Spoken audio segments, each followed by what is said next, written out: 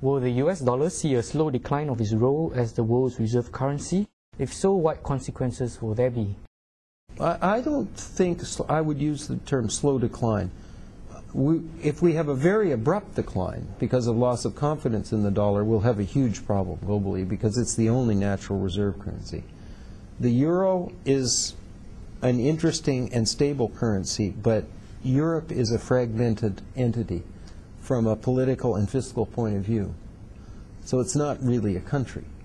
It's from a currency point of view, it's a central bank with a slightly confused sort of underlying structure that still involves nation states.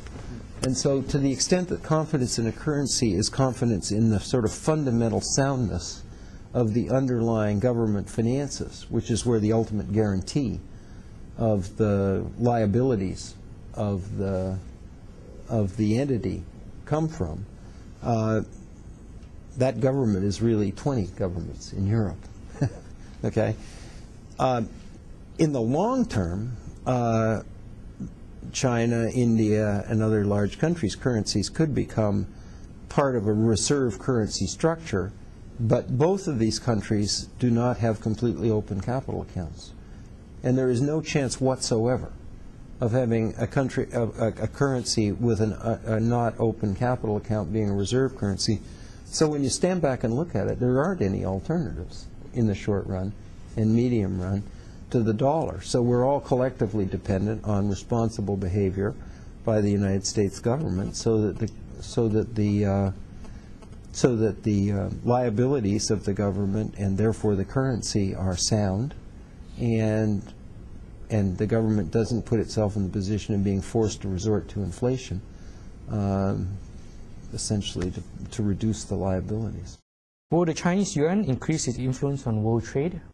Well, yes. I mean, over time, first of all, the yuan will appreciate in a managed way.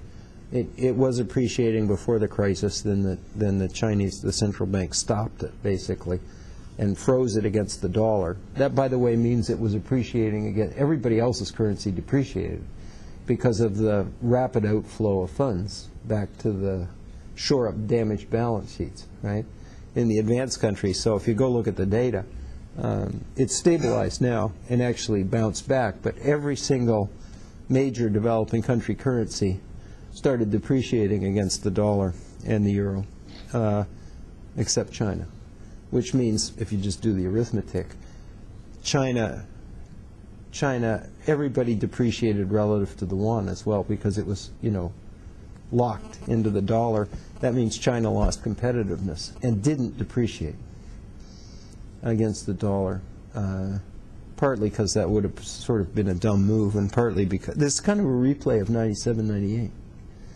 And so the Asian currencies, started, rapidly depreciating, and at that time, the United States government and the IMF went to China and said, please don't depreciate, because it'll make a bad situation in Asia worse. And they didn't. And Zhu Rongji used a fiscal stimulus and easing of credit in the Chinese economy to sort of keep up the growth momentum, and it worked. And they're doing exactly the same thing, only on a much larger scale now because the economy is so much bigger. 10% growth, they've more than doubled in size, probably, 200, 250%. But it's the same pattern.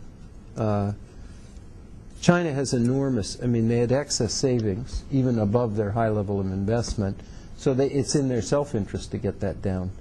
And in the short run, they'll do it with fiscal stimulus. In the longer term, they'll do it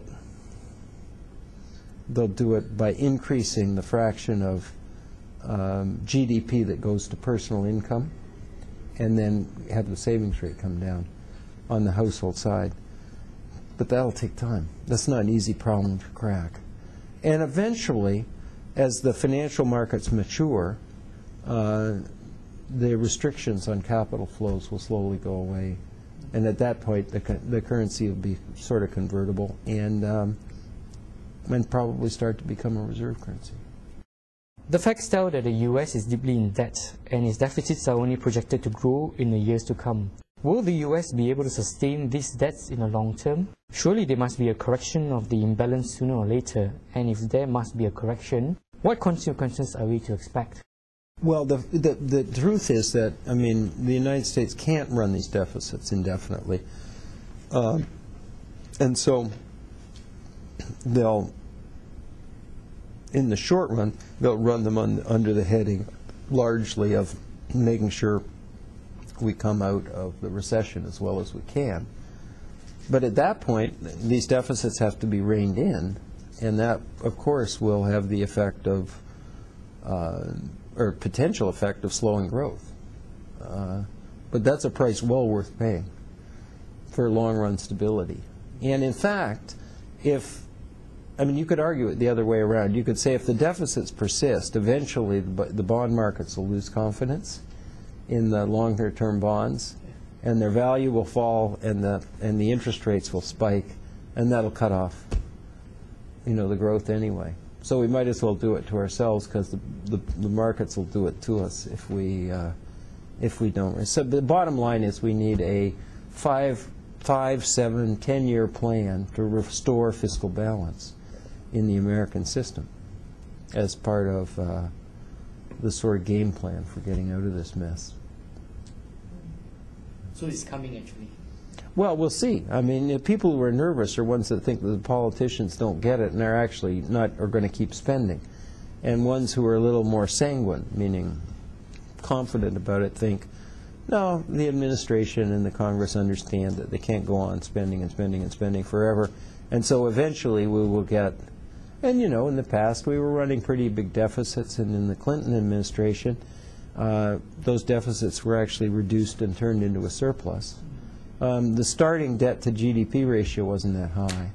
And so far the interest rates are relatively low, so the debt service is not a huge burden. I mean, if the interest rate spikes, it'll become a huge burden. So, I mean, I guess the smart money that's worried thinks Congress and the administration will spend too much, will get into a slightly precarious position fiscally. The United States will never default on its bonds, but there is another option, which is to let inflation reduce their value over time. And so the fear is that what will happen is that the Congress in particular may try to take away the independence of the Federal Reserve so that the inflation can actually happen. Because if they leave the Fed independent, the Fed is very likely, you know, once the crisis is passed, to sort of tighten monetary policy and make sure that inflation actually doesn't occur, and then we'd be out of options.